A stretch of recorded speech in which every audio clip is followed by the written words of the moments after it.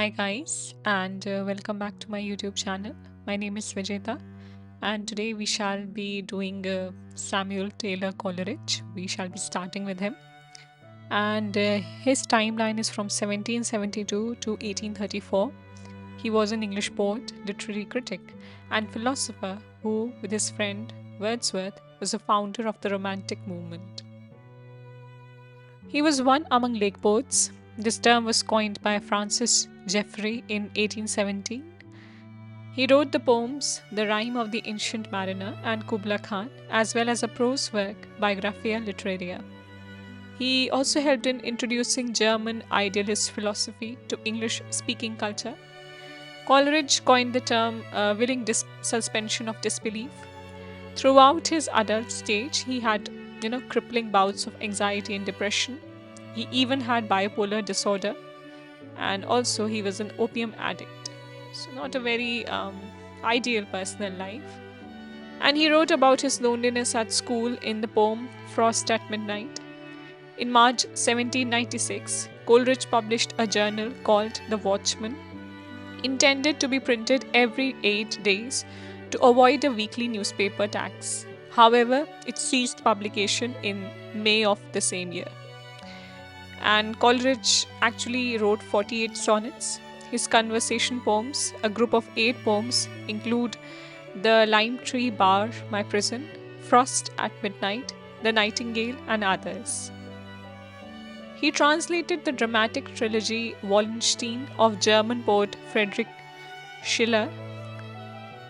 Coleridge wrote his ballet poem Love, addressed to Sarah Hutchinson, who is the sister of Mary Hutchinson, wife of Wordsworth. In 1809, Coleridge again published a journal entitled The Friend. Coleridge gave a series of lectures in London and Bristol, which were those on Shakespeare. In 1817, he wrote Biographia Literaria. Lord Byron, William Hazlitt, and Wordsworth became Coleridge's companions in a fanciful scheme to establish a utopian community of free love on the banks of the Susquehanna River. The term psychosomatic was actually coined by Coleridge. Coleridge introduced Christabel meters, the octosyllabic couplet, which is full of skillful and rhythmic variation. Coleridge is also referred to as the high priest of Romanticism. Coleridge said that he had a smack of Hamlet in himself. Yeah, he related a lot with Hamlet. And he even used the phrase the high road of life. Motiveless malignity is a phrase used by Coleridge for Othello, very important. Coleridge wrote a review of Anne Radcliffe's The Mad Monk. Willing suspension of disbelief, this term was coined by Coleridge in 1817. It means suspending one's own critical faculties and believe the unbelievable or sacrifice of realism and logic for the sake of enjoyment. Example, watching circus. So yeah, he was all about disappearing into, the La La Land. And through this term, he suggested that if a writer could infuse a human interest and a similar truth into a fantastic tale, the reader would suspend judgment concerning the validity of the narrative. Cognitive estrangement in fiction involves using a person's ignorance or a lack of knowledge to promote suspension of the disbelief. And which is very common because you see, we watch a lot of movies, even Harry Potter, which is like a magic realism movie genre, and a lot of fantasy shows that we have willing suspension of disbelief in that also. Even in contemporary shows, a lot of the things, even in, if you think about the TV show Friends and all, in which they talk about how their apartments were so big and how they were able to hang out in the coffee shop. All these things are what? They are kind of willing suspensions of disbelief because we are kind of buying into the buying into the narrative just because it is written so well. So that is something.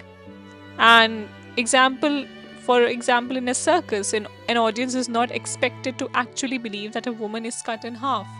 That is also a splendid example. Definition of primary and secondary imagination by Coleridge. According to Coleridge, imagination has two forms, primary and secondary. primary imagination, it is the power of receiving impressions of the external world through senses. It is perceiving the object of sense both in their part and as a whole. The primary imagination is universal and it is possessed by all. The secondary imagination, this imagination may be possessed by others, but it is peculiar and distinctive of the artist.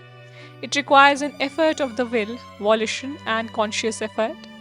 It works upon what is perceived by the primary imagination.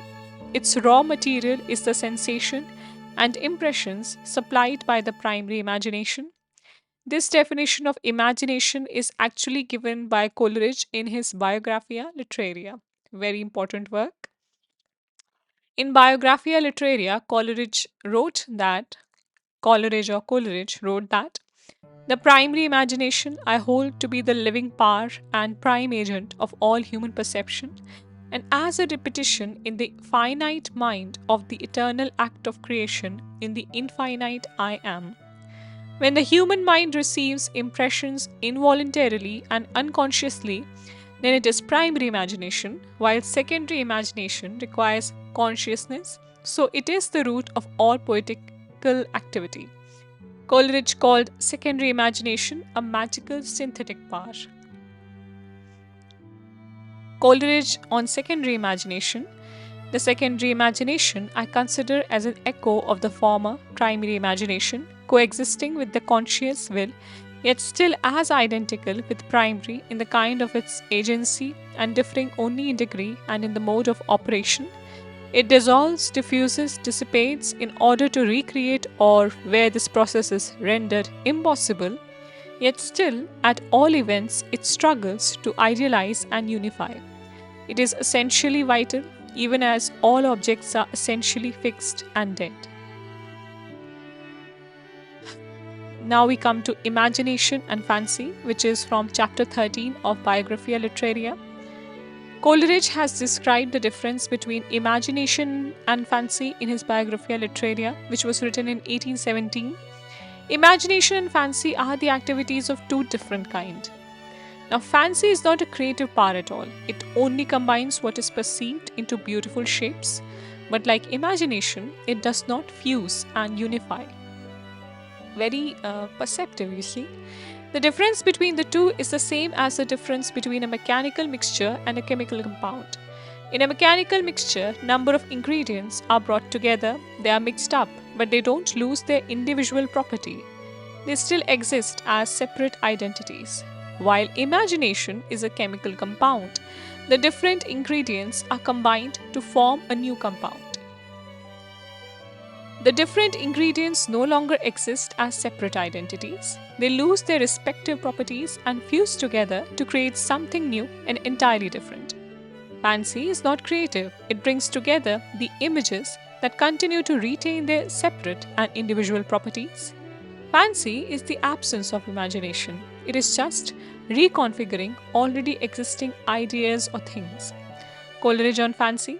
Fancy, on the contrary, has no other counters to play with but fixities and definities. The fancy is indeed no other than a mode of memory emancipated from the order of time and space, while it is blended with and modified by that empirical phenomenon of the will, which we express by the word choice. But equally with the ordinary memory of the fancy, must receive all its materials ready-made from the law of association. Coleridge coined the term emplastic to describe power of poetic imagination in Biographia Literaria. So this is a power synthetic in nature, higher than fancy, affecting a fusion of the rational with the magical or supernatural. And emplastic is a very different term. So I'm thinking of, continuing this in the next class.